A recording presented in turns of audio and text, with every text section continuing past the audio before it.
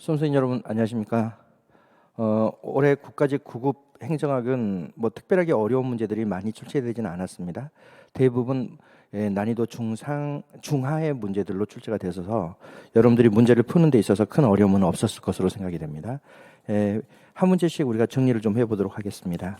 먼저 1번 문제. 정부 개입의 근거가 되는 시장 실패의 원인으로 옳지 않은 것은, 이건 워낙 쉽게 출제됐죠. 여러분들이 다 알고 있는 것처럼 시장 실패 유형에는 공공재의 존재, 외부 효과, 자연 독점 산업, 정보의 비대칭, 불안정 경쟁, 독과점 현상이죠. 이런 것들이 이제 바로 시장 실패의 원인이 됩니다. 그래서 우리가 바로 문제로 들어오면 1번 외부 효과의 발생, 시장 실패, 그 다음에 시장의 독점 상태는 불안정 경쟁을 의미하는 거죠. 그래서 이것도 시장 실패. X 비효율성은 독점으로 인한 비효율성이고 이것은 정부 실패죠. 그리고 4번 시장이 담당하기 어려운 공공재의 존재는 시장 실패입니다. 그래서 1번의 답은 3번이고 아주 난이도 낮게 출제된 문제죠. 2번 조직 목표의 기능에 대한 설명으로 옳지 않은 것은, 조직 목표는 조직이 추구하는 바람직한 미래 상태를 의미합니다. 그리고 조직은 목표를 달성하기 위해서 설계가 돼요. 그래서 여러분들이 사기업체 같은 경우는 당연히 이윤극대화라는 목표를 달성하기 위해서 만들어진 거고, 이러기 때문에 당연히 조직 목표의 기능에는 조직이 정당화되는 근거가 될 수가 있는 거죠. 그럼 일단 문제부터 풀어보겠습니다. 조직의 목표, 여러분들이 일단 개념부터 알고 있어야 돼요. 조직의 목표는 조직이 추구하는 바람직한 미래 상태를 의미하고, 조직은 목표를 달성하기 위해서 형성되는 겁니다. 그래서 조직의 존재 이유가 되는 것이 바로 조직의 목표다. 그럼 문제를 풀어보면 1번 조직 구성원들이 목표로 인해 일체감을 느끼기 때문에 구성원들의 동기를 유발해 준다. 그렇습니다. 조직 구성원들은 조직의 목표를 달성하기 위해서 노력하기 때문에 바로 조직 구성원들이 목표 달성을 위해서 일체감을 느끼게 되는 거고, 그리고 조직 구성원들은 그 목표를 달성하기 위한 동기가 유발되는 겁니다. 두 번째로, 조직은 목표를 달성하기 위해서 만들어진 것이기 때문에 조직의 구조나 조직의 업무 과정은 전부 다 목표 달성을 위해서 하는 겁니다. 그래서 조직의 구조와 과정을 설계하는 준거를 제공하고, 그리고 성과가 바로 목표 달성도죠. 그러니까 성과를 평가하는 기준이 되기도 한다. 항상 성과에서 가장 중심이 되는 성과는 조직의 목표입니다. 그래서 목표 달성도가 바로 성과를 의미하기 때문에 성과 평가의 기준이 되는 거죠. 3번 조직의 목표는 조직이 추구하는 바람직한 미래 상태라고 그랬죠. 그러니까 미래의 바람직한 상태를 조직 목표가 밝혀주는 것이고 조직 활동의 방향을 제시해 준다. 그렇습니다. 4번 조직이 존재하는 정당성의 근거가 될 수는 없다. 틀렸죠. 조직은 목표를 달성하기 위해서 형성된 것입니다. 그러니까 조직이 존재하는 정당성의 근거가 되는 것이 바로 조직의 목표이죠. 그래서 2번도 아주 난이도 낮은 문제이고 답은 4번이죠. 3번 결정과 기획 같은 핵심 기능만 수행하는 조직을 중심에 놓고 다수의 독립된 조직들을 협력관계로 묶어 일을 수행하는 조직 형태는, 이건 여러분들이 다 알고 있는 것처럼 바로 네트워크 구조를 이야기하는 거죠. 네트워크 구조는 서로 독립적인 조직들이 협력 체제를 구성하여 업무를 수행하는 조직 구조를 우리가 네트워크 구조라고 이야기를 합니다. 1번의 태스크포스는 임시사업단이고 수평 구조죠. 프로젝트 팀도 이것은 연구사업단이라고 우리가 표현하는데 이것도 수평적 조직, 바로 팀제의 유형이죠. 그 다음에 네트워크 구조는 여러 조직들이 협력적 관계를 형성해서 함께 공동으로 생산하는 조직 체제이고, 매트릭스 구조는 기능 구조와 사업 구조의 화학적 결합을 우리가 매트릭스 구조라고 이야기를 합니다. 그래서 3번도 아주 난이도 낮게 출제가 된 문제이고 답은 3번입니다. 4번 행정부에 대한 외부 통제에 해당하는 것만을 모두 고르면, 여러분들이 외부 통제와 내부 통제를 구별하는 기준은 정부 관료제죠. 그래서 정부 관료제를 중심으로 정부 관료제 내부에서 통제하면 내부 통제가 되고 정부 관료제 밖에서 통제하면 외부 통제가 되는 것인데, 여기서 정부 관료제는 바로 행정부를 의미하는 겁니다. 기억번 행정안전부의 각 중앙행정기관 조직과 종원 통제. 행정안전부는 당연히 행정부 내부에 있는 조직이고 행정부 내부에 있는 조직이 조직과 종원을 통제하는 것이기 때문에 당연히 기억번은 내부 통제죠. 국회의 국정감사는 국회가 통제하는 것이니까 외부 통제. 기획재정부의 각 부처 예산안 검토 및 조정은 이것도 정부 조직 내부에서 통제하는 것이기 때문에 내부 통제. 국민들의 조세부가 처분에 대한 취소 소송, 이건 바로 사법 통제죠. 소송을 통해 가지고 통제하는 것은 외부 통제죠. 국무총리의 중앙행정기관에 대한 기관평가도 내부 통제, 환경운동연합의 정부정책에 대한 반대, 이것은 바로 엔조에 의한 통제고 외부 통제죠.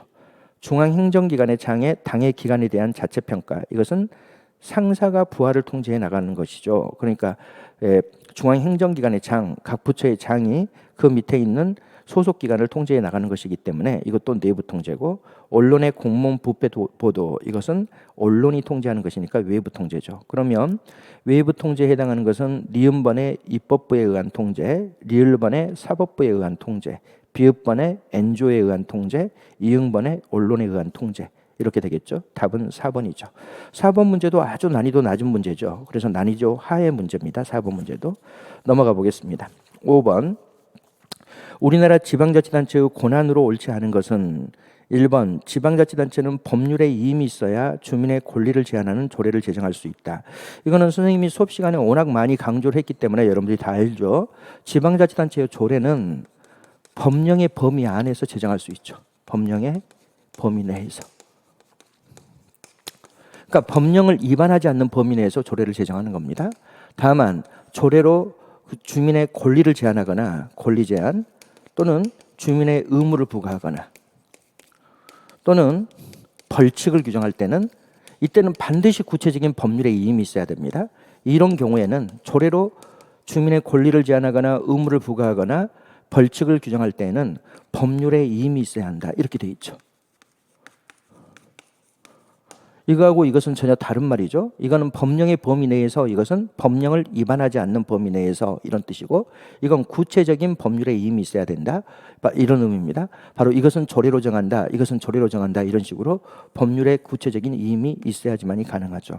그래서 1번 지문은 맞는 말이죠. 주민의 권리를 제한하는 조례를 제정할 때는 반드시 법률의 구체적인 이임이 있어야 합니다. 2번 지방자치단체는 주민의 복지 증진과 사업의 효율적 수행을 위하여 지방 공기업을 설치 운영할 수 있다. 네, 이것도 이제 우리나라 법조문에 써져 있는 것이고, 지방 정부도 지방 공기업을 설치 운영해 나갑니다. 2번 맞는 지문이죠. 3번 지방자치단체는 조례를 위반하는 행위에 대하여 조례로서 1,000만 원 이하의 과태료를 정할 수 있다. 이거 이제 우리나라 지방자치법에 명시되어 있는 법조문이죠. 우리나라 지방자치법에는 지방자치단체가 조례를 위반하는 행위에 대해서 뭐 할 수 있다, 이 의무를 부과할 수 있어요. 그 의무를 부과할 수 있는데 얼마까지? 1,000만 원 이하의 과태료를 정할 수 있도록 법에 명시되어 있습니다. 그래서 3번이 틀린 거죠. 4번 지방자치단체 조합도 따로 법률로 정하는 바에 따라 지방채를 발행할 수 있다. 그렇습니다. 지방자치단체 조합도 지방채를 발행할 수 있는데, 이때 지방채를 발행할 때는 행정안전부 장관의 승인이 필요합니다. 이것도 수업 시간에 워낙 많이 강조했던 거죠. 그래서 여러분들이 다 잘 알고 있었을 것이라고 생각되는데, 답은 당연히 3번이죠. 이 문제도 뭐 난이도 높게 출제된 것이 아니죠. 이미 수업 시간에 많이 다루었던 법조문들에 대한 문제이기 때문에 여러분들이 쉽게 풀었을 것이라고 생각이 됩니다. 그래서 5번의 답은 3번입니다. 6번 근무 성적 평정 과정상의 오류와 안하 방법에 대한 설명으로 옳지 않은 것은, 일관적 오류는 뭐예요? 규칙적 오류죠. 모든 사람들에게 낮은 점수를 줘버리거나 모든 사람들에게 높은 점수를 주는 거, 이걸 우리가 이제 규칙적 오류라고 이야기를 합니다. 그래서 평정자의 기준이 다른 사람보다 높거나 낮은 데서 비롯되며, 그렇죠, 평가자가 모든 사람들에게 나쁜 점수를 준다든지 모든 사람들에게 우수한 점수를 준다든지, 이것은 평가자의 기준이 다른 사람보다 높거나 낮기 때문에 나타나는 것이죠.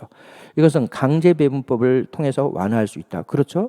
강제배분법은 최상위 등급은 20%로 하고 최하위 등급은 10%로 한다라고 딱 정해놓으면 모든 사람들에게 다 나쁜 점수를 줄 수도 없고 모든 사람들에게 다 좋은 점수를 줄 수도 없게 되는 거잖아요. 이렇게 우리나라처럼 강제배분법을 실시하게 되면 이런 규칙적 오류를 완화해 나갈 수가 있죠.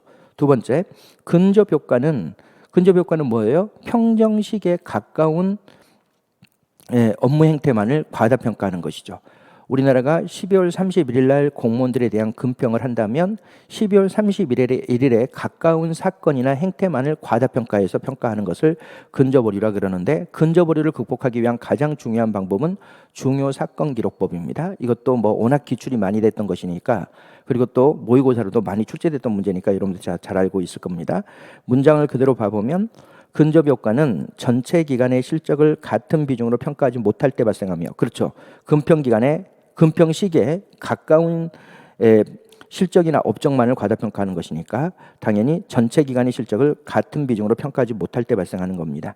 그리고 중요사건 기록법을 통해서 완화할 수가 있는 거죠. 3번, 관대와 경향은 모든 사람들에게 좋은 점수를 주는 것을 이야기합니다. 이건 비공식 집단적 유대 때문에 발생하며, 그렇죠. 비공식 집단에서 서로 친하게 지내고 있다면 업무 행태를 보고 평가하기보다는 그냥 좋은 점수를 줘버리는 경향이 크게 나타나겠죠. 평정 결과의 공개를 완화 방법으로 고려할 수 있다. 맞아요? 틀려요? 틀려요. 평정 결과가 공개되기 때문에 껄끄러운 인간관계를 만들지 않기 위해서 좋은 점수를 주는 겁니다. 그래서 오히려 뭐다? 관대와 경향은 평정 결과의 공개로 인해서 발생합니다. 평정 결과가 공개되면 껄끄러운 인간관계가 될 수도 있기 때문에 그냥 다 좋은 점수를 줘버리는 거예요. 평정 결과가 공개되지 않을 때 이런 관대화 효과를 극복할 수가 있습니다. 그래서 3번이 틀린 거죠. 4번, 연쇄 효과는 뭐예요? 하나의 평정 요소에 대한 평정 결과가 유사한 다른 평정 요소에 영향을 미치는 현상을 우리가 연쇄 효과라고 이야기를 하죠. 연쇄 효과는 주로 도표식 평정 촉도법에서 많이 발생합니다. 그리고 어떻게 하는 게 좋다? 바로 평가자별로 평가하는 게 아니라 피평가자별로 평가하는 게 아니라 평정 요소별로 평가하면 완화할 수가 있습니다. 그러니까 지금 연쇄 효과는 이런 거죠. 지금 우리가 능력을 평가하는데 이 능력에 여기에 협력성이 있고 여기에 의사소통력이 있다. 그러면 여기 의사소통력이 있고 여기에 협력성이 있다 이러면 여기 의사소통력의 수를 받은 사람이 협력성에도 그냥 수를 줘버릴 수도 있다는 거예요. 왜냐하면 이것과 이것이 서로 유사하기 때문에 의사소통력이 높은 애들이 협력성도 높을 것이라고 판단해서 여기에 금평 점수가 여기에 그대로 영향을 미쳐버리는 현상, 이런 걸 우리가 연쇄 효과라고 이야기합니다. 하나의 평정 요소의 평정 결과가 유사한 다른 평정 요소에 영향을 미치는 현상이죠. 그러니까 이걸 A라는 공무원을 이렇게 평가하면 이게 이런 게 나타날 수가 있으니까 어떻게 한다? 이렇게 사람별로 평가하는 게 아니라 모든 공무원 A부터 Z까지 의사소통력을 평가하고 그 다음에 또 A부터 Z까지 바로 협력성을 평가하고 이렇게 평정 요소별로 평가를 하게 되면 이런 연쇄 효과를 어느 정도 완화해 나갈 수가 있습니다. 그래서 4번 지문을 봐보면 연쇄 효과는 도표식 평정 촉도법에서 자주 발생하며 피평가자별이 아닌 평정 요소별 평정을 완화 방법으로 고려할 수 있다. 그렇죠. 피평가자별로 평가하지 않고 요소별로 쭉 평가해 나가면 이런 문제들이 어느 정도 극복이 됩니다. 6번 문제도 뭐 그렇게 어렵게 출제된 문제는 아니지만 2021년 국가직 구급 문제 중에서는 그래도 조금 난이도 높게 출제된 지문이라고 볼 수 있겠습니다. 7번 문제로 들어와서 봐봅니다. 테일러의 가학적 관리론에 대한 설명으로 옳지 않은 것은 1번, 관리자는 생산 증진을 통하여 노사 모두를 이롭게 해야 한다. 항상 가학적 관리론은 관리자가 인간을 조정하기 위한 기법입니다. 제일 밑에 선생님이 핵심 체크로 정리를 해놨잖아요. 이거는 노동력 착취를 위한 관리자들의 인간 조종술이에요. 관리자들이 더 많은 생산량을 확보하기 위해서 어떻게 노동자를 관리해야 될 것이냐의 문제이기 때문에 그걸 위해서 이제 만들어진 이론이기 때문에 관리자는 생산 증진을 위하여 노사 모두를 이롭게 해야 한다. 맞죠? 2번, 조직 내 인간은 사회적 욕구에 의해 동기가 유발된다고 전제한다. 틀렸죠? 테일러의 가학적 관리론은 인간은 뭘 통해서 조정 가능하다고 봤던 거예요? 돈을 통해서. 경제적 합리인으로 인식하고 경제적 합리라는 가정하에서 뭘 하죠? 차별적 성과급제를 하는 거예요. 차별적 성과급제. 이 차별적 성과급제는 목표량을 제시해주고 목표를 초과했을 때 이럴 때는 성과급을 지급하고 목표를 미달했을 때는 뭐 한다? 임금 삭감을 한다는 거예요. 그러면 노동자들은 한 푼이라도 더 벌기 위해서 지금 이게 타이어를 만드는 공장이다 그러면 타이어 10개를 만들면 뭐 하겠다? 10달러를 준다. 이렇게 해놓고 12개를 만들었다 그러면 2달러 더 주고 8개밖에 못 만들었다 그러면 바로 8달러밖에 안 준다는 거예요. 그렇게 되면 노동자들은 한 1달러라도 더 벌기 위해서 어떻게 한다?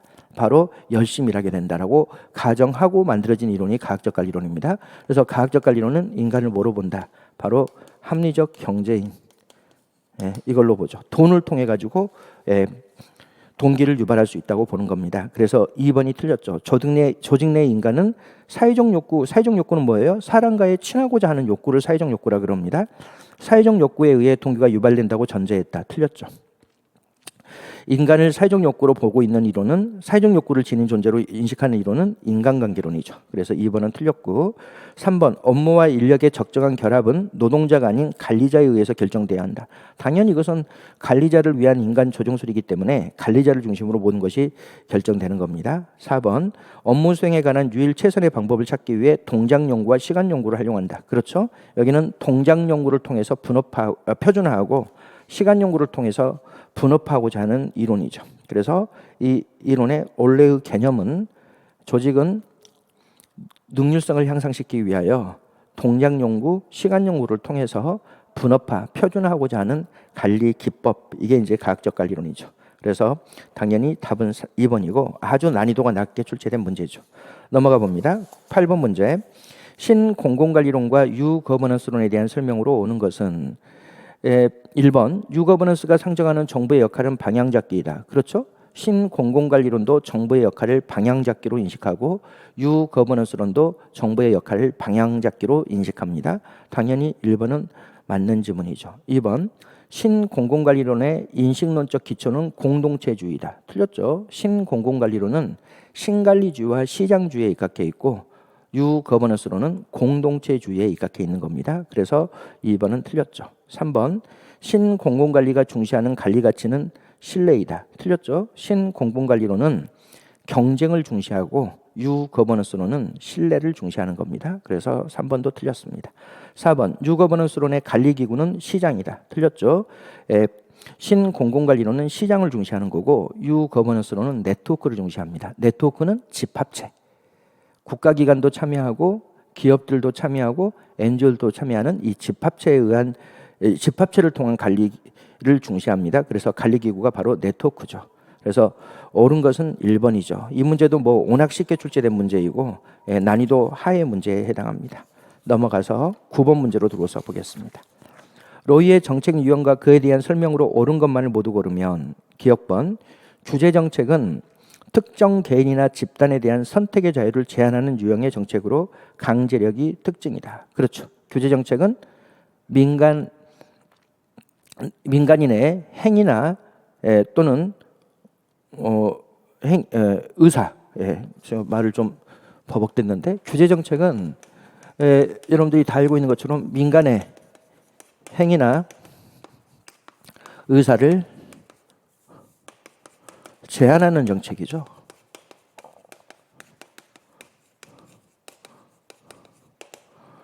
이 규제정책은 당연히 강제력을 수반하고 있어요. 그래서 규제정책은 대부분 뭐로 정하도록 되어 있냐면 대부분 법률로 정하죠. 그래서 우리가 규제 법정주의 이렇게 이야기를 하죠. 당연히 기업번은 맞는 거죠. 특정 개인이나 집단에 대한 선택의 자유. 여기서 선택의 자유는 행위에 대한 선택의 자유일 수도 있고 의사에 대한 선택의 자유일 수도 있겠죠. 바로 행위나 의사에 대한 선택의 자유를 제한하는 유형의 정책으로 강제력이 특징이다. 그렇죠. 니은번 분배 정책의 사례에는 FTA 협정에 따른 농민의 피해 지원, 중소기업을 위한 정책 자금 지원, 사회보장 및 의료보장 정책 등이 있다. 일단 니은번 놔두시고요. 디귿번으로 내려서 봐봅니다. 재분배 정책은 고소득층으로부터 저소득층으로 소득 이전을 목적으로 하기 때문에 계급 대립적 성격을 지닌다. 그렇죠. 재분배 정책은 부자에게서 빈자에게로의 소득 이전을 목적으로 합니다. 그렇기 때문에 부자와 빈자 간의 갈등을 유발해 나가는 거죠. 부자와 빈자 간의 갈등이 바로 계급 대립적 성격입니다. 디귿번은 맞는 지문이고 리을번도 일단 놔두시고요. 미음번 구성정책은 이건 체제 내부의 정책을 우리가 구성정책이라 그럽니다. 정부 조직 내부를 구성하는 정책인 거죠. 그래서 정부기관의 신설과 선거구 조정 등과 같이 정부기구의 구성 및 조정과 관련된 정책이다. 맞죠? 일단은 여러분들이 여기서 맞는 지문은 우리가 다 골랐습니다. 기억번, 디귿번, 미음번이고 그 다음에 이제 분배정책과 재분배정책의 사례가 나와 있는데 여러분들이 선생님이 이거 워낙 강조했기 때문에 다 알죠. 분배, 재분배 이걸 구별할 때 첫째 이 분배정책은 지원 또는 보조하는 정책입니다. 지원과 보조금이 다 여기에 들어갑니다. 지원과 보조금이. 다만 여기도 선생님 지원 보조 이런 말들이 들어가는데요. 이럴 때는 반드시 여기에 뭐가 써져 있어야 된다 그랬어요. 선생님이 수업 시간에 되게 강조했던 거죠. 아주 강조했던 게 뭐예요? 재분배 정책이 지원 보조금에 대한 정책은 다 분배 정책이라는 걸 반드시 알고 그리고 지원과 보조금에 대한 정책이라 하더라도 여기에 가난한 사람이라는 게 명시되어 있을 때 재분배 정책이라 그랬습니다. 영세민, 빈곤층, 생활보호 대상자 이런 말들이 들어가야 돼요. 여기에 지원 보조금 정책은 사람이 아니에요. 여러분들이 이게 사람도 들어갈 수는 있겠지만 꼭 사람인 것은 아닙니다. 뭐 지방자치단체에게 보조금을 지급한다. 이건 사람이 아니잖아요. 단체잖아요. 또 특정 기업에게 보조금을 지급한다. 이것도 단체잖아요. 또 대학에게 보조금을 지급한다. 이거 다 단체예요. 이 재분배 정책은 먹고 살기 아주 어려운 사람들에게 지원하는 정책이야. 그러니까 여기는 반드시 사람이 들어가야 돼요. 영세민, 그리고 가난하다는 게 명시돼야 됩니다. 영세민, 빈곤층, 생활보호 대상자 이렇게 가난한 사람들이 명시돼 있으면서 지원 보조금 정책은 재분배 정책에 들어가지만 지방자치단체, 기업, 대학, 농민에게 보조금 지급, 농민도 분농도 있고 빈농도 있는 것이니까 이게 가난하다고 하면 안 되죠. 여러분들이 농민이 가난하다 이렇게 생각하면 절대 안 됩니다. 분농은 당연히 존재하는 거잖아요. 그러니까 이런 것들에 대한 지원 및 보조금 정책은 당연히 분배 정책에 들어가죠. 그다음에 재분배 정책에서 가장 시험 문제 많이 나오고 중요한 것은 두 개라고 해서 선생님이 강조를 했죠. 그게 바로 뭐다? 바로 의료보험 정책하고 그다음에 임대주택 사업하고. 이런 것들이 이제 다 재분배 정책에 들어갑니다. 그러면 우리가 문제를 풀어보면 분배 정책의 사례에는 FTA 협정에 따른 농민 피해 지원 이거는 재분배 정책에 들어가지 않습니다. 농민이 가난하다고 생각하면 안 됩니다. 당연히 농민에게 피해를 지원해 주는 것은 분배 정책에 들어가는 거죠. 그다음에 중소기업을 위한 정책자금 지원도 분배 정책이고 다만 사회보장 및 의료보장 정책들 의료보장 정책들 이런 게 의료보험 정책이잖아요. 이런 것들은 재분배 정책에 들어가죠. 그래서 니은번은 사회보장 및 의료보장 정책이 들어가 있기 때문에 틀린 지문이죠. 리을번으로 보면 저소득층을 위한 근로장학금 제도 이건 재분배 정책입니다. 가난하다는 게 명시돼 있잖아요. 영세민을 위한 임대주택 건설 이것도 가난하다는 것이 명시돼 있잖아요. 당연히 재분배 정책의 사례가 되는 거고 대덕 연구개발 특구 지원 이거는 뭐예요? 대덕 단지를 지원하는 겁니다. 그러니까 이건 사람에 대한 지원도 아니고 이거는 대덕 연구개발 단지를 지원하는 것이기 때문에 바로 분배 정책에 들어가죠. 그래서 대덕 연구개발 특구 지원이 빠져야지 맞는 지문이 되겠습니다. 그래서 니은번과 리을번만 틀렸고 나머지는 다 맞는 지문이 돼서 답은 2번이 되겠습니다. 그 다음 10번 우리나라 예산제도에 대한 설명으로 옳지 않은 것은 1번 국회는 정부의 동의 없이 정부가 제출한 지출예산 각항의 금액을 증가시킬 수 없다. 그렇죠. 국회는 정부의 동의 없이는 정부가 제출한 지출 예산 각항의 금액을 증가시킬 수 없다라고 헌법에 명시되어 있습니다. 그래서 원칙적으로 국회는 삭감 폐지권만 있지 증액권이 없죠. 다만 정부가 동의를 해주면 증액할 수가 있는 겁니다. 그래서 1번은 맞는 지문이죠. 2번 정부가 예산안 편성 시 감사원의 세출예산 요구액을 감액하고자 할 때는 국무회의에서 감사원장의 의견을 구해야 한다. 이거는 여러분들이 뭐와 관련돼 있는 거냐면 이걸 좀 알고 있어야 됩니다. 선생님이 수업 시간에도 워낙 강조했던 건데 예산 편성에 대해서는 상권 분립이 존재하지가 않아요. 이런 게 없습니다. 그러니까 행정부가 예산을 편성하는데 입법부 예산도 행정부가 편성하고 사법부 예산도 행정부가 편성하고 헌재나 선관위 예산도 다 행정부가 편성합니다. 왜냐하면 예산에는 상권 분립이 존재하지 않기 때문에 그렇습니다. 그래서 이렇게 국가재정법에 명시되어 있어요. 입법부, 사법부, 헌재, 선관위, 행정부 이게 우리나라가 5부 체제라고 선생님 여러 번 이야기를 했죠. 선생님 수업 들은 사람들은 우리나라가 상권으로도 분리되어 있다고 생각하면 안 된다고 여러 번 이야기했습니다. 이게 헌법상 독립기관이에요. 입법부, 사법부, 헌재, 선관위, 행정부까지가 바로 5개의 부로 구성되어 있는 게 우리나라입니다. 그래서 이게 이 5개를 우리가 헌법상 독립기관이라고 표현하는 겁니다. 그러면 지금 행정부가 예산을 편성하는 거니까 이것 예산도 행정부가 편성하고 이러는데 이것의 예산을 삭감할 때 행정부가 이들이 예산을 요구했습니다. 입법부가 예산을 요구하고 사법부가 예산을 요구하고 헌재가 선관위가 전부 다 기획재정부에게 예산을 요구하잖아요. 그런데 기획재정부가 이걸 삭감하고자 할 때에는 반드시 이 기관의 장의 의견을 국무회의석상에서 듣도록 법에 명시해 놨습니다. 그런데 이것만 그런 게 아니라 지금 시험 문제 나왔던 것처럼 감사원까지도. 감사원은 행정부 내부에 존재하는 조직이지만 감사원도 독립성이 대단히 중요하기 때문에 감사원이 요구한 예산을 기획재정부가 삭감하고자 할 때에는 국무회의석상에서 감사원장의 의견을 듣도록 돼 있습니다. 이것도 마찬가지야.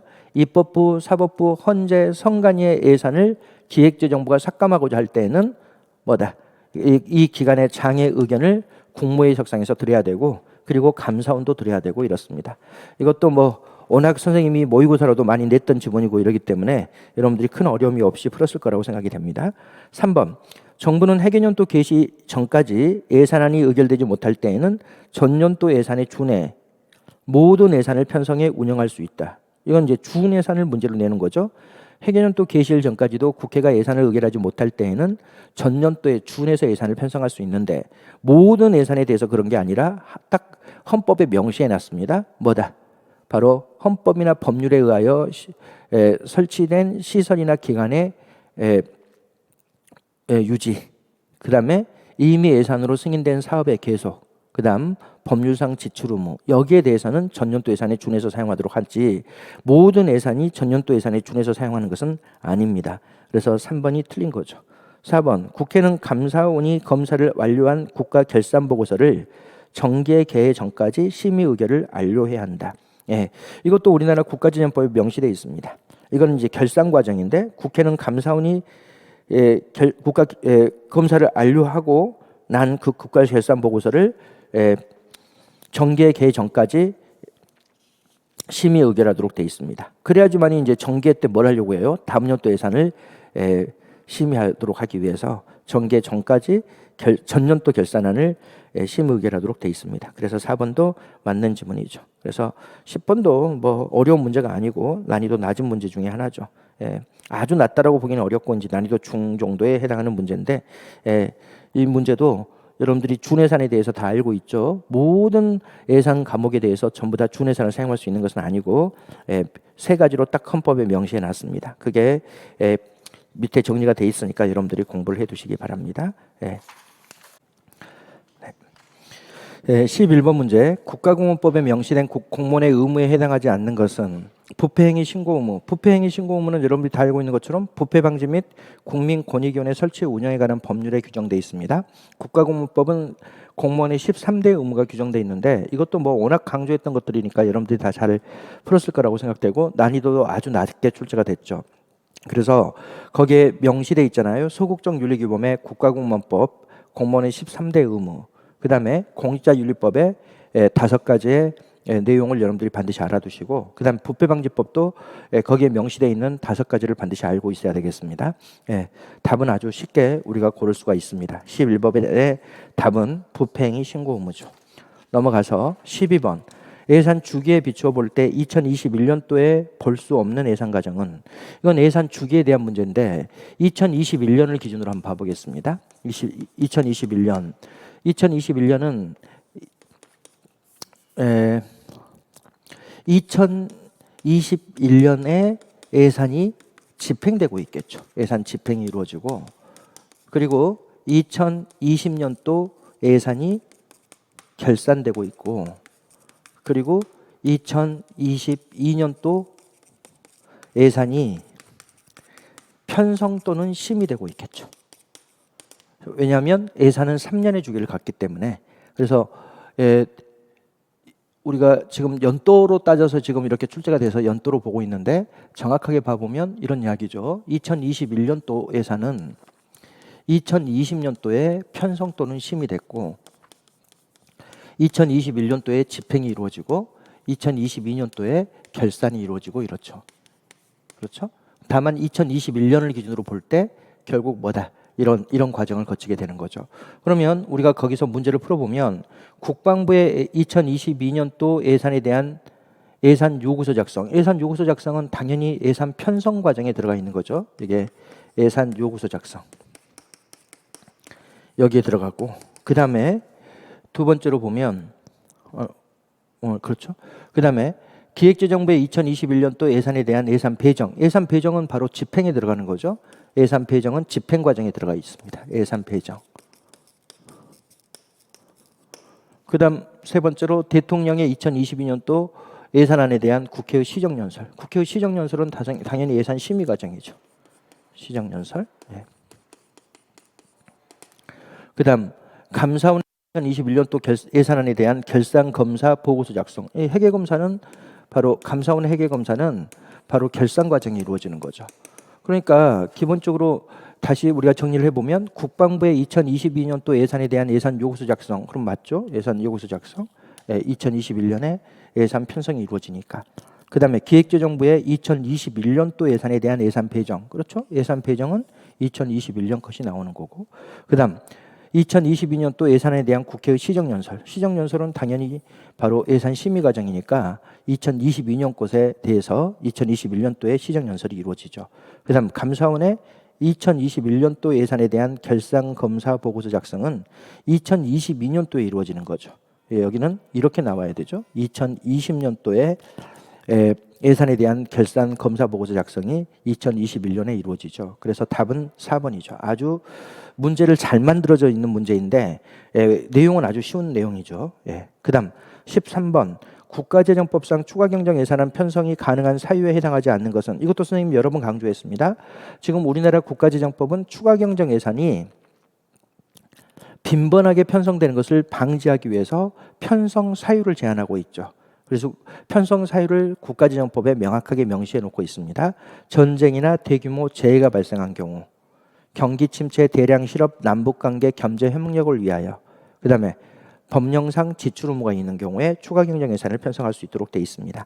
그래서 문제를 풀어보면 1번 전쟁이나 대규모 재해가 발생한 경우 가능하죠. 그 다음에 남북관계의 변화와 같은 중대한 변화가 발생한 경우, 그렇죠. 경기 침체, 대량 실업, 남북관계, 경제협력 이렇게 돼 있으니까 그래서 2번도 맞는 지문이고, 3번 경기 침체, 대량 실업 같은 중대한 변화가 발생할 우려가 있는 경우, 그 3번도 맞죠. 4번 경제협력 해외 원조를 위한 지출을 예비비로 충당할 우려가 있는 경우, 예비비로 충당한다면 굳이 추가 경정 예산을 편성할 필요가 없어지는 거죠. 그렇죠. 여러분들이 집행 과정에서 자금이 부족할 때, 자금 부족, 이럴 때 해결할 수 있는 방법은 두 가지입니다. 하나는 예비비를 통해서 사용하거나, 또 하나는 추가 경정 예산을 편성해서 사용하거나, 이 두 가지죠. 추경 이러는데 예비비로 사용할 수 있다면 굳이 추경을 편성할 필요가 없어지는 거예요. 당연히. 그러니까 그 국가진영법에 추가 경정 예산의 편성 사유를 여러분들이 암기하지 않았다 하더라도 이 문제는 풀 수 있어야 됩니다. 당연하지 않겠습니까? 예비비로 지출이 가능하다면 추가 경정 예산을 편성할 필요가 없어지는 것이니까 당연히 예비비로 충당해야 할 우려가 있는 경우에는 추가 경정 예산이 편성이 되지 않습니다. 그래서 답은 4번이죠. 선생님이 강조했던 거죠. 편성 사유 반드시 외워야 된다라고 이야기를 했습니다. 거기 밑에 정리가 돼 있으니까 여러분들 다시 한번 보시고 14번 문제로 들어와서 보겠습니다. 공기업에 대한 설명으로 옳지 않은 것은, 공기업은 정부가 소유하고 있는 기업을 우리가 공기업이라고 이야기를 합니다. 1번 공공 수요가 있으나 민간 부분의 자본이 부족한 경우 공기업 설립이 정당화된다. 보통 공기업은 국가 기관 사업들이죠. 도로, 그다음 공항, 항만, 전기 이런 것들이란 말이죠. 이럴 때 민간 자본이 부족하면 국가가 돈을 들여가지고 그런 걸 생산해 나갑니다. 한국전력공사, 한국도로공사, 한국항만공사 이런 것들이 전부 다 민간 자본이 부족해서 국가가 직접 나서서 건립한 거죠. 2번 시장에서 독점성이 나타나는 경우 공기업 설립이 정당화된다. 그렇죠. 특히 자연 독점 산업의 경우에는 민간이 그런 자연 독점 산업에 진입해 들어오게 되면 독점 기업의 횡포를 부릴 위험성이 있기 때문에 국가가 직접 공기업을 설립해 가지고 운영해 나갑니다. 그래서 당연히 독점성이 나타나는 경우 공기업 설립이 정당화되죠. 3번 전통적인 자본주의적 사기업 질서에 반하여 사회주의적 간섭을 하는 것이라고 볼 수 있다. 그렇죠. 여러분들이 자본주의는 국가가 시장 영역에 개입하지 않는 게 자본주의죠. 사회주의는 국가가 시장 영역에 직접적으로 개입하는 것이 사회주의죠. 공기업은 국가가 시장 영역에 개입해서 생산을 하겠다는 것이기 때문에 자본주의적 사상에 입각해 있기보다는 뭐다? 바로 사회주의적 사상에 입각해 있습니다. 그래서 여러분들이 다 알고 있는 것처럼 근대 입법국가 때는 공기업이 만들어지지 않았고, 그리고 사회주의의 영향을 받은 행정국가 시대에, 즉 복지국가 시대에 바로 공기업이 많이 형성이 되는 겁니다. 그래서 3번도 맞는 지문이죠. 4번 주식회사용 공기업은 특별법 혹은 상법에 의해서 설립되지만 일반 행정기관에 적용되는 조직 인사원칙이 적용된다. 틀렸죠? 여러분들이 공기업의 종류를 봐보면 공기업은 첫째 정부 부처형 공기업. 근데 요즘에는 정부 부처형이라는 말을 잘 안 씁니다. 그냥 뭐라고 쓰냐면 정부 기업 이렇게 씁니다. 그 다음 두 번째로는 공사형 공기업이 있고 그 다음 세 번째로는 주식회사형 공기업이 있고 이렇게 이제 세 가지로 나눠지는데 정부 부처형 공기업은 이건 정부조직법에 의해서 설립이 돼요. 그리고 여기는 정부 내부에 설치됩니다. 정부 내부에. 그래서 이건 우리나라가 몇 개가 있는지를 정확하게 알고 있어야 되죠. 정부 내부에 설치되어 있는 게 우편, 우체국 예금, 조달, 양곡, 그 다음에 책임운영기관 이렇게 돼 있죠. 여기는 당연히 정부 조직법에 의해서 설립이 되고 정부 내부에 설치되어 있는 것이기 때문에 여기는 정부 조직과 동일한 통제를 받아요. 당연히 정부 조직이니까 그렇죠. 그러나 공사형 공기업은 여기는 정부 조직법에 의해서 설립되는 게 아닙니다. 여기는 특별법이나 상법에 의해서 설립되고 여기는 정부 내부에 돼 있는 게 아닙니다. 정부 외부에 설치되죠. 다만 정부가 뭐한다? 지분의 100%를 소유하고 있죠. 그러니까 정부의 자회사라고 보시면 됩니다. 여기는 특별법과 상법에 의해서 설치되고 정부 밖에 있는 것이기 때문에 정부 조직에 적용되는 인사나 예산의 통제를 받지 않습니다. 주식회사용 공기업도 특별법과 상법에 의해서 설치가 되는 거고 이것도 정부 외부에 설치가 되는 거고 다만 여기는 정부 지분이 바로 50% 이상이죠. 그러니까 주식으로 보면 주식의 50% 이상을 정부가 소유하고 있다는 거죠. 이것도 정부 밖에 있는 것이기 때문에 정부 조직 내부에 적용되는 인사나 예산의 통제가 적용되지 않죠. 그럼 정부조직법 공기업 중에 정부 기업 이 정부 기업만 정부와 동일한 통제를 받는 것이고 나머지 이것은 정부 밖에 설치되어 있기 때문에 다른 통제를 받는 거죠. 그래서 4번은 틀렸죠. 주식회사용 공기업은 특별법 혹은 상법에 의해서 설립된다. 거기까지는 맞습니다. 일반 행정기관에 적용되는 조직 인사원칙이 적용된다. 이 부분이 틀렸죠. 일반 행정기관에 적용되는 조직 인사원칙이 적용되는 것은 정부조직법에 의해서 설치된 정부 부처형 공기업, 즉 정부 기업만 일반 행정기관에 적용되는 조직 인사원칙이 적용되는 겁니다. 그래서 14번의 답은 4번이죠. 4번만 틀린 지문이고 나머지는 다 맞는 지문입니다. 15번 동기 요인 이론에 대한 설명으로 옳지 않은 것은 1번 아담스의 공정성 이론에 따르면 공정하다고 인식할 때 동기가 유발된다. 틀렸죠. 아담스의 공정성 이론은 사람들은 불공정성을 지각하게 되면 공정성을 확보하기 위한 목적으로 동기가 유발되는 겁니다. 그러니까 불공정성에 대한 지각이 동기를 유발시키는 것이지 공정성을 지각할 때 동기 유발이 되는 것은 아닙니다. 1번 틀렸죠. 맥클리랜드의 성취동기 이론은 아주 중요한 이론이라고 이야기했죠. 이건 뭐다? 인간의 욕구는 학습되는 것이기 때문에 모든 사람들이 동일한 욕구를 가지고 있는 것이 아니라 바로 사람마다 욕구 계층에 차이가 있다. 다르다. 이렇게 봤던 거죠. 그래서 거기에 시험 지문도 그게 나와 있죠. 맥클리랜드의 성취동기 이론에 따르면 개인들의 욕구가 학습을 통해 개발될 수 있다. 그렇습니다. 그렇기 때문에 개인들마다 욕구의 개인차가 존재한다라고 이야기를 했죠. 3번 부름의 기대 이론에서 기대감은 특정 결과는 특정한 노력으로 인해 나타날 수 있다는 가능성에 대한 개인의 신념으로 통상 주관적 확률로 표시된다. 이것도 선생님이 워낙 강조했던 거죠. 부름의 기대 이론은 특정 노력이 있으면 특정 성과가 발생하고 특정 성과가 있으면 거기에 대한 보상이 주어지는데 이 세 가지를 가지고 이야기합니다. 특정 노력이 있으면 특정한 성과가 주어질 것이라는 주관적 믿음을 기대감, 특정 성과가 있으면 특정 보상이 주어질 것이라는 주관적 믿음을 수단성, 이 보상에 대한 주관적 매력도를 유인가 이렇게 이야기를 하고 이 셋 중에 하나만 영예값을 갖는다 하더라도 동기는 유발되지 않는다라고 보는 거죠. 이거 그대로 예를 들어보면 내가 하루에 10시간 일한다. 그러면 금평수 받겠지. 이게 기대감입니다. 그 다음에 금평수를 받으면 내가 승진되겠지. 그럼 일단 봐보겠습니다. 내가 10시간 일해도 나는 과장님에게 찍혀가지고 금평수를 받을 수 없다. 이건 뭐야? 기대감이 낮은 거죠. 기대감이 낮으면 동기 유발이 안 됩니다. 기대감이 높다 하더라도 내가 10시간 일하면 과장님이 분명하게 금평수를 주겠지. 이 기대감이 높다 하더라도 금평수를 받아도 우리 조직은 승진 적체가 심해서 승진이 안 돼. 이건 뭐예요? 수단성이 낮죠. 수단성이 낮아도 동기 유발 안 됩니다. 또 마지막으로 이제 유인가인데, 유인가는 보상에 대한 주관적 매력도예요. 이건 뭐냐면 이 승진을 얼마만큼 중시하느냐예요. 이 사람은 뭐냐면 어떤 사람이냐면 승진해봤자 뭐하냐 이렇게 생각하는 사람이 있다면, 기대감이 높고 수단성이 높다 하더라도 유인가가 낮다면 야 뭐 승진이 별거냐 이렇게 인식해버리면 뭐다? 동기 유발은 이루어지지 않습니다. 선생님이 부름의 기대 이론은 이 개념을 가지고 문제를 낸다고 여러 번 이야기를 했습니다. 이 개념을 정확하게 알고 있어야 된다. 그럼 기대감은 뭐예요?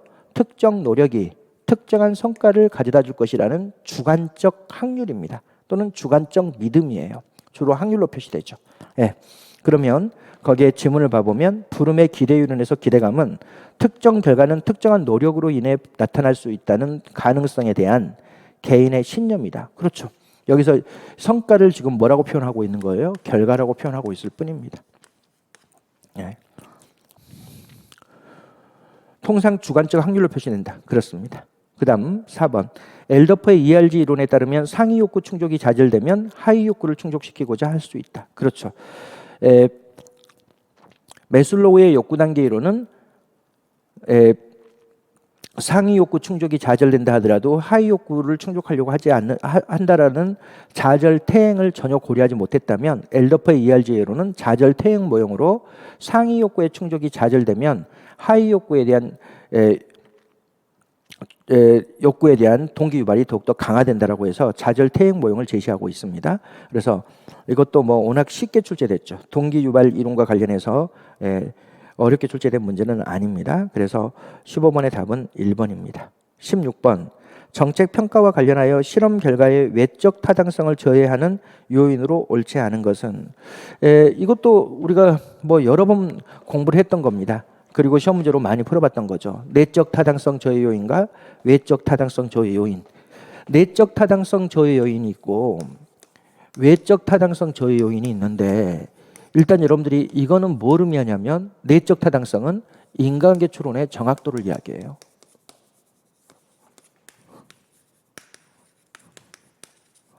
외적 타당성이라고 하는 것은 바로 실험 결과의 일반화의 정도죠. 예를 들어보면 목표가 영어 능력 향상입니다. 영어 능력을 향상시키기 위해서 원어민 영어교사를 채용하는 정책을 폈다. 그러면 정책 평가를 할 때는 원어민 영어교사가 영어 능력을 향상시켰을 것이다. 이렇게 가설을 설정하고 평가하는데, 원어민 영어교사를 채용하기 전에 아이들의 토익 점수가 500점이었는데 원어민 영어교사를 채용하고 토익 점수가 600점이 됐다. 그러면 원어민 영어교사가 100점을 올려줬구나라고 결론을 맺어서는 절대 안 됩니다. 왜냐하면 여기에는 많은 것들이 개입이 되거든요. 여기에 성숙 효과로 10점이 올라갈 수도 있고, 사건 효과로 20점이 올라갈 수도 있고, 그 다음 뭐 회귀 인공 요소로 10점이 올라갈 수도 있고, 이렇습니다. 이런 것들이 전부 다 우리가 경쟁적 가설들이라 그래요.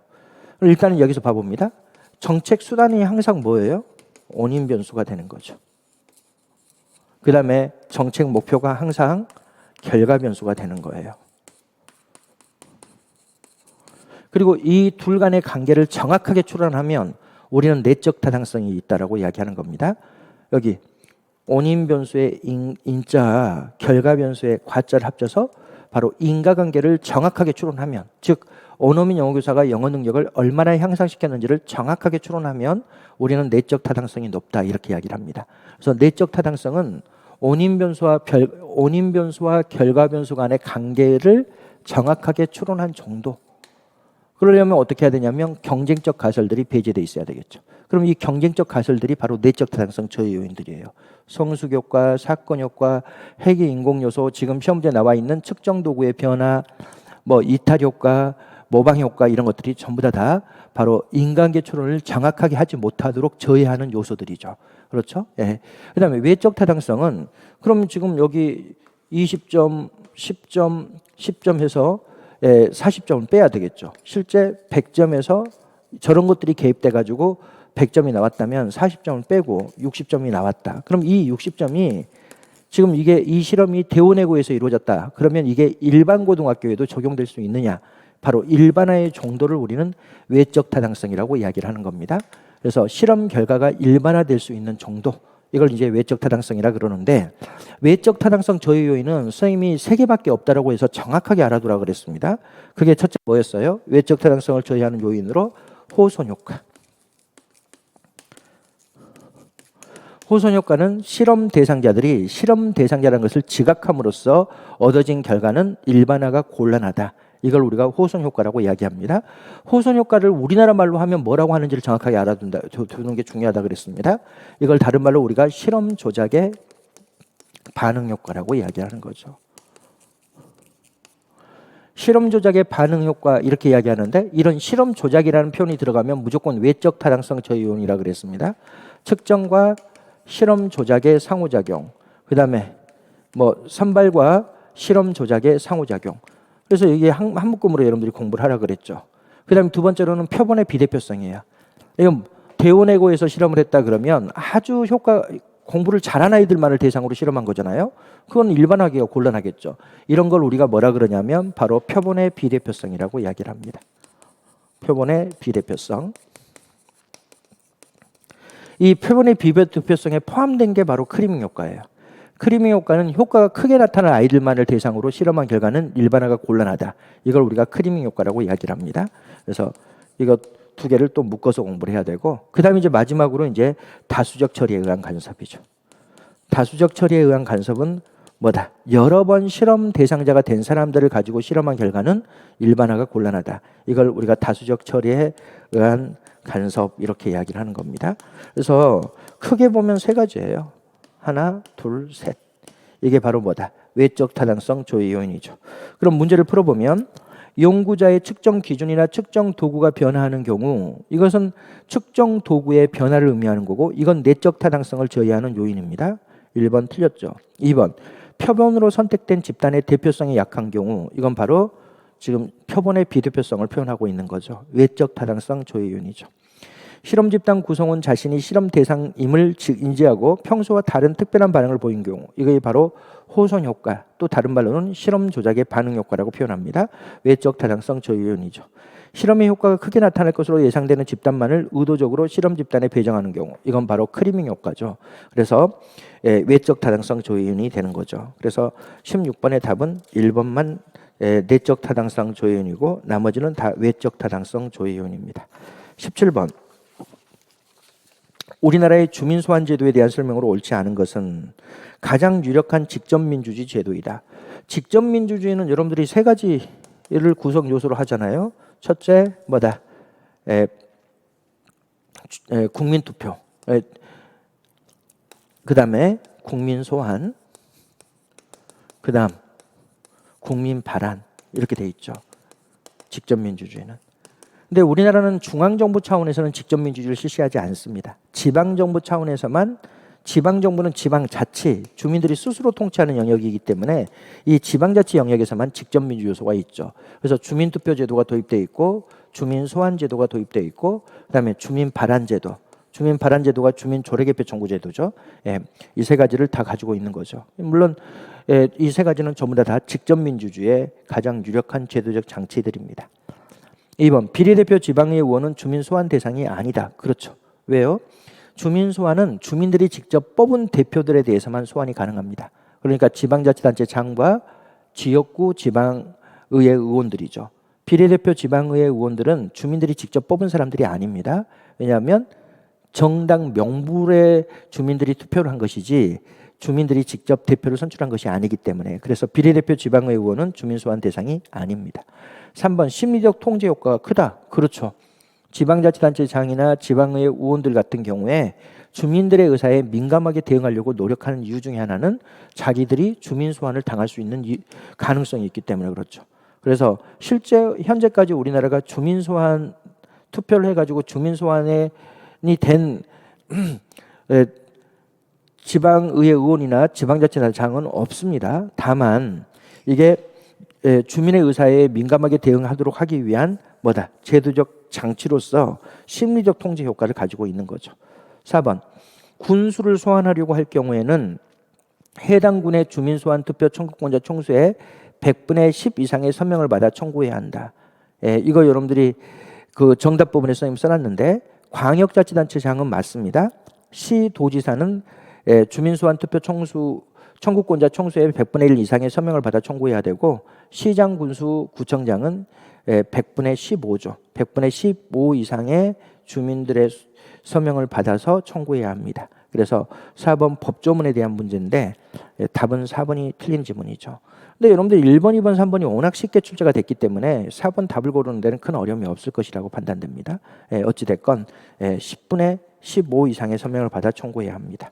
18번 신공공서비스론의 특성에 대한 설명으로 옳지 않은 것은 신공공서비스론은 전통적 행정인 관료제와 신공공관리론을 비판하고 등장한 이론이죠. 정부의 역할은 시민에 대한 봉사여야 한다. 그렇죠. 신공공관리론이 정부의 역할을 방향잡기로 본다면 자기들은 정부의 역할을 봉사로 보고 있죠. 2번 공익은 개인의 이익의 집합체이기 때문에 틀렸죠.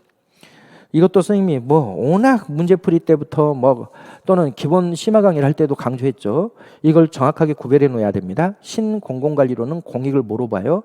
개인 이익의 총합으로 봅니다.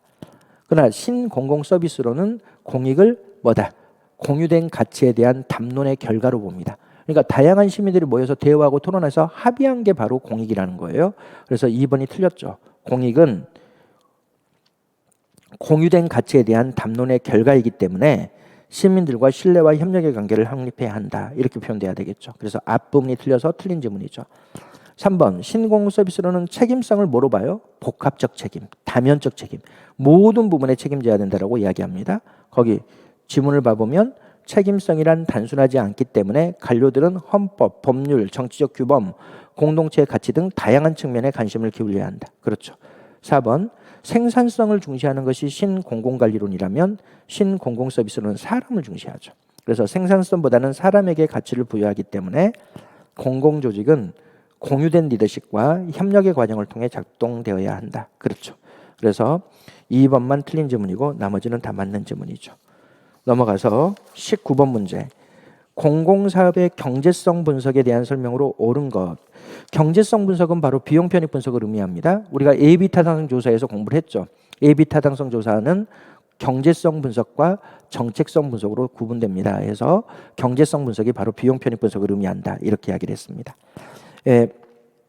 비용 편익 분석에 대한 문제를 여기서는 경제성 분석이라고 표현해가지고 출제를 했는데 비용 편익 분석은 여러분들이 다 공부를 워낙 우리가 여러 번 문제로도 풀어보고 자세히 했으니까 여러분들이 다 잘할 거라고 생각이 되고 여기에 나와 있는 지문들을 중심으로 봐보겠습니다.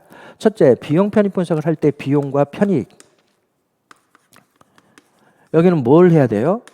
유형적인 비용, 유형적인 편익만을 보는 게 아니라 모든 편익입니다. 사유 총비용.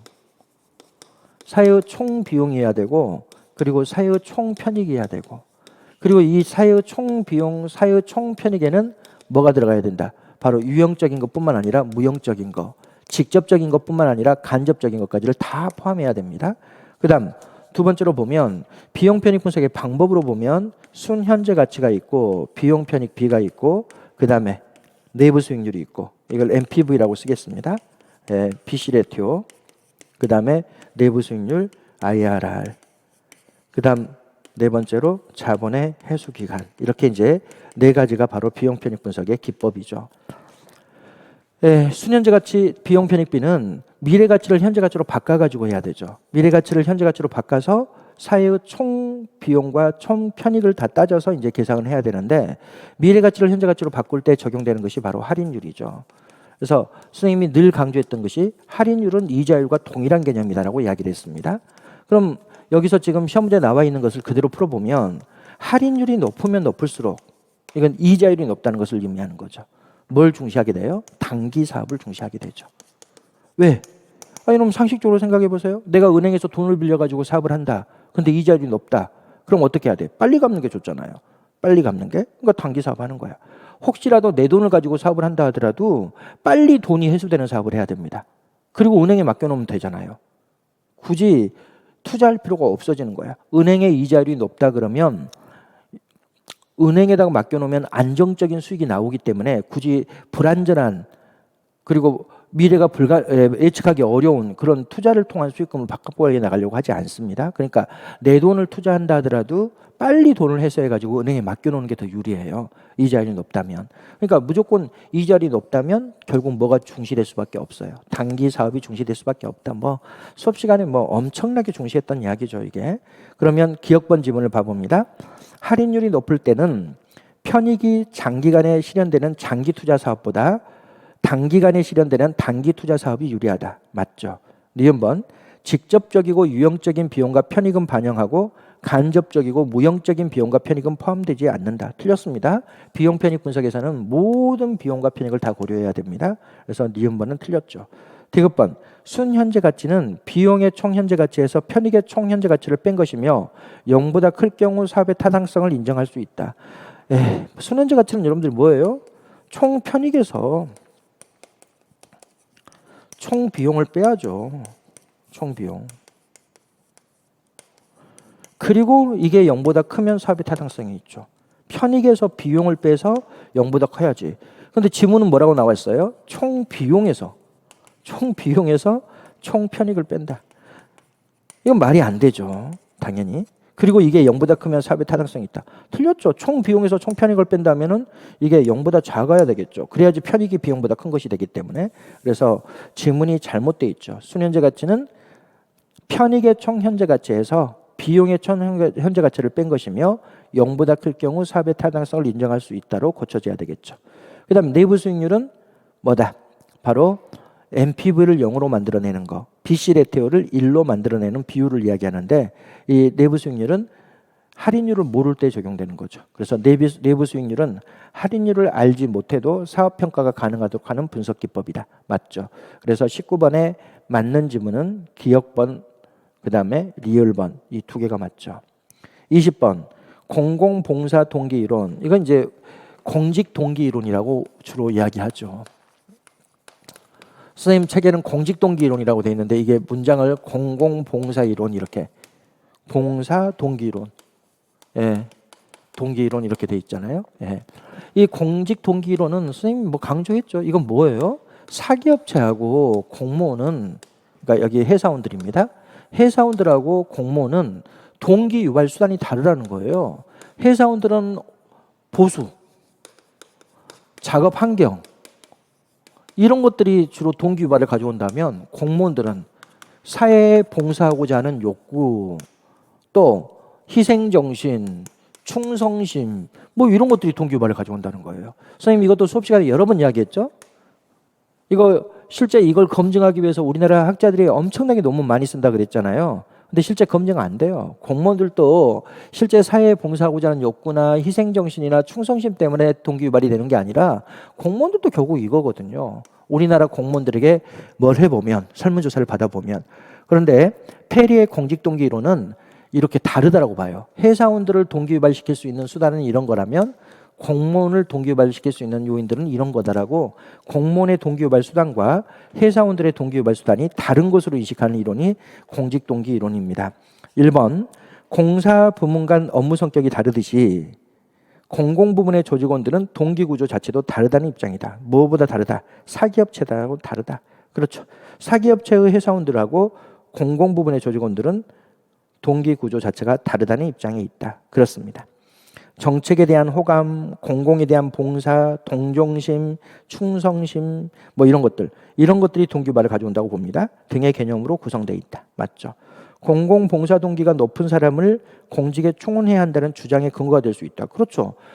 면접 시험 같은 걸 봐서 이런 것들이 높은 사람들을 공무원에 충원시키는 게 바람직하겠죠. 이 이론에 따르면. 왜? 공무원들은 이걸로 동기유발이 된다고 보고 있기 때문에. 그래서 공공봉사 동기가 높은 사람들을 공직에 충원해야 한다는 주장의 근거가 될 수 있죠. 4번 페리와 와이스는 정확하게는 우리가 와이스는 잘 공부 안 합니다. 그냥 페리의 공직동기이론 이렇게 하는 게 일반적이죠. 제도적 차원, 금전적 차원, 감성적 차원을 제시하였다. 틀렸죠.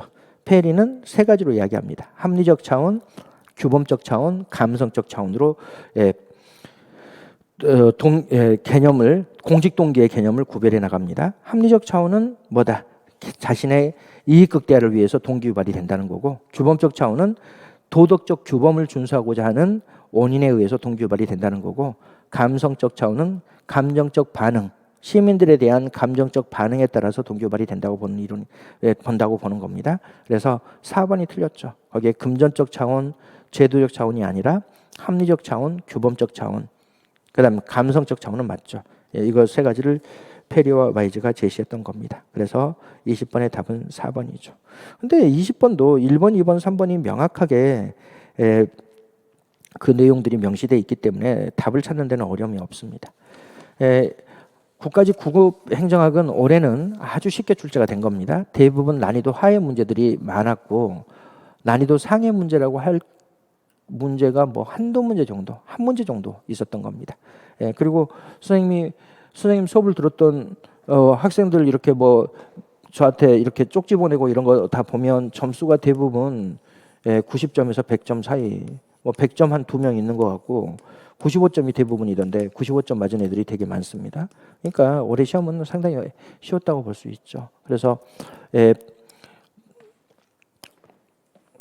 점수는 이렇게 잘 나왔는데 여러분들이 지방직도 또 준비를 해야 되잖아요. 근데 지방직도 꼭 또 쉽게 나올 거라고 생각하면 안 됩니다. 그래서 국가직 점수 잘 나왔다 그래가지고 또 자만해가지고 막 행정학 공부 소홀히 하고 이러면 지방직에서는 또 꽝 될 수 있고 이러기 때문에 절대 그렇게 하면 안 되고, 보통은 국가직이 좀 쉽게 나오면 지방직이 좀 어렵게 나오고, 행정학 경우 보면 또 국가직이 좀 어렵게 나왔어요. 작년에는 국가직이 좀 어렵게 나왔죠. 그러면 이제 지방직을 좀 쉽게 내고 이런 식이 되니까 여러분들이 너무 자만하거나 이렇게 하면 안 됩니다. 그리고 꾸준히 행정을 공부하시고, 점수가 좀 낮은 분들은 내용 정리가 안 돼 있어. 아니, 내용 정리가 안 돼 있는데 어떻게 문제로 모든 게 해결이 됩니까? 그러니까 내용 정리가 안 돼 있는 분들은 행정학 핵강의 같은 걸 여러분들 들으셔야 됩니다. 이게 선생님이 행정학 핵강의가 2개로 나눠져 있어요. 뭐 80강짜리 하나 있고 40강짜리 하나 있고. 그러니까 이게 80강짜리는 너무 부담이 되니까 여러분들이 지금 한 달 하고 한 2주 정도 시간이 남아 있잖아요. 뭐 40강짜리를 들어서 내용 정리를 좀 하면서 문제풀이를 해야 돼요. 공부가 많이 안 돼 있는 분들은. 근데 내용 정리가 잘 돼 있는 분들은 꼭 이렇게까지 할 필요는 없습니다. 내용 정리가 잘 안 돼 있다라고 여러분들이 스스로 판단이 되면, 지금 47일 남았다고 저 칠판에 써져 있잖아요. 저 지방직 47일 남았는데 그 기간 동안에 40강짜리 강의 빠르게 듣고 그리고 이제 문제를 정리해 나가시는 게 현명합니다. 잘 준비를 해서 여러분들이 지방직까지 최선을 다해서 좋은 결과를 얻으시기 바랍니다. 해설 강의는 여기까지 진행하도록 하겠습니다. 고생하셨습니다.